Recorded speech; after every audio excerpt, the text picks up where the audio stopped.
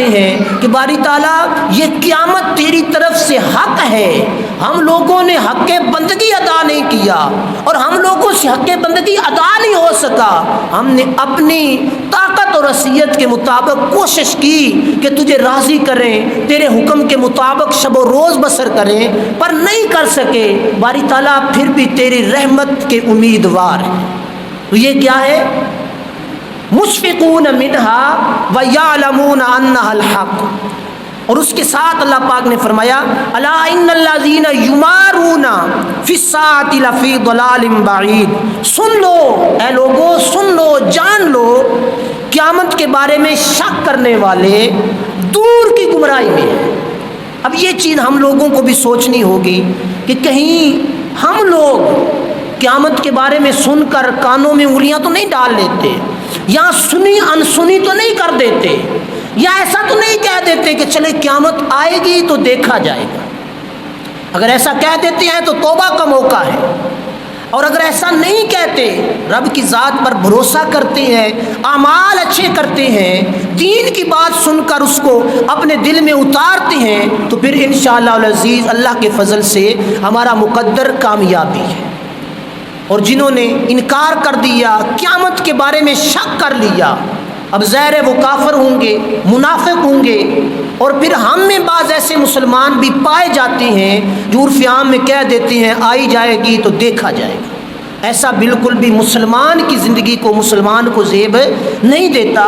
مسلمان اپنے اعمال کو ہر لمحہ اللہ کی بارگاہ میں پیش کر دے، اپنی زندگی کے ایک ایک گوشے کو اللہ کے سپرد کر دے اور رب کے حکم کے مطابق زندگی بسر کرنے کی کوشش کرے، تو انشاءاللہ العزیز ہم لوگ کامیاب ہو جائیں۔ اب حضرت انس بن مالک رضی اللہ تعالی عنہ روایت فرماتے ہیں، حضور نبی رحمت شفیع الامم صلی اللہ تعالی علیہ وآلہ وسلم کی بارگاہ میں ایک صحابی آئے اور آ کر عرض کیا یا رسول اللہ صلی اللہ تعالی علیہ وسلم، قیامت کب آئے گی؟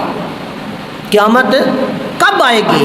تو حضور علیہ الصلوۃ والسلام نے بڑا خوبصورت جواب دیا، فرمایا اے میرے صحابہ، قیامت کا پوچھتے ہو، تم نے قیامت کی تیاری کیا کر رکھی ہے؟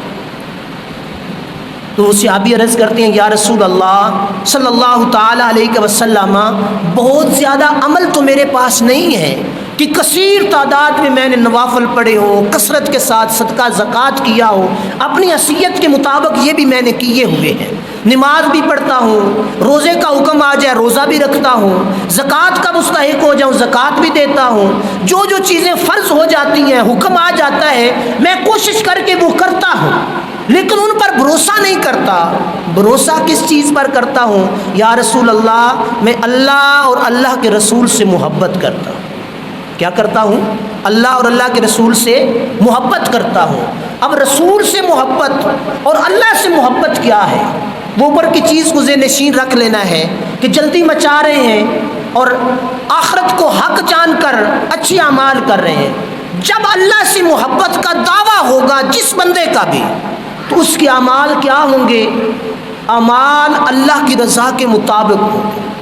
یہ نہیں ہوگا کہ اللہ سے محبت بھی کرے اور نماز بھی نہ پڑھے، اللہ سے محبت کا دعویٰ بھی کرے اور اللہ کا حکم آ جائے روزہ رکھ، روزہ بھی نہ رکھے، اللہ کا حکم آ جائے زکوٰۃ ادا کر، زکوٰۃ ادا نہ کرے، تو یہ اللہ سے محبت نہیں ہوتی۔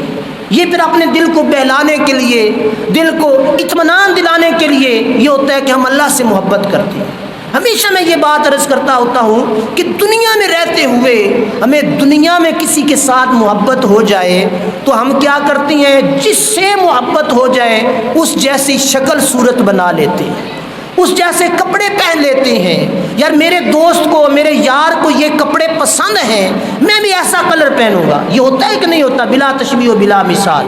تو ہم اللہ سے جب محبت کرتے ہیں، دعویٰ کرتے ہیں کہ یا اللہ ہمیں تجھ سے محبت ہے، تو پھر چاہیے تو یہ تھا کہ ہر بندہ مومن جب اللہ سے دعویٰ محبت کرے تو اللہ کے حکم کے مطابق زندگی بسر کرے۔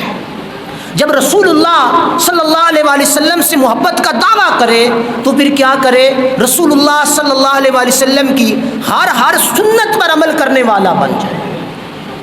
حضور علیہ الصلوۃ والسلام نے جس طرح زندگی بسر کی اس طرح زندگی بسر کریں، جس طرح آپ نے سفر کیا اس طرح ہم سفر کریں، جس طرح آپ نے کھانا کھایا اس طرح ہم لوگ کھانا کھائیں، اور آپ نے نماز پڑھی ہم بھی نماز پڑھیں۔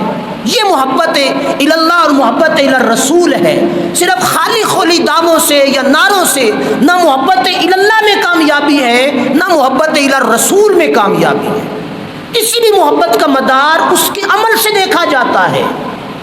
دنیا داری دوستی میں محبت ہو، ضرورت کے وقت دوست کے کام نہ آئے تو ہم لوگ کہتے ہیں یار محبت سچی نہیں جھوٹی ہے۔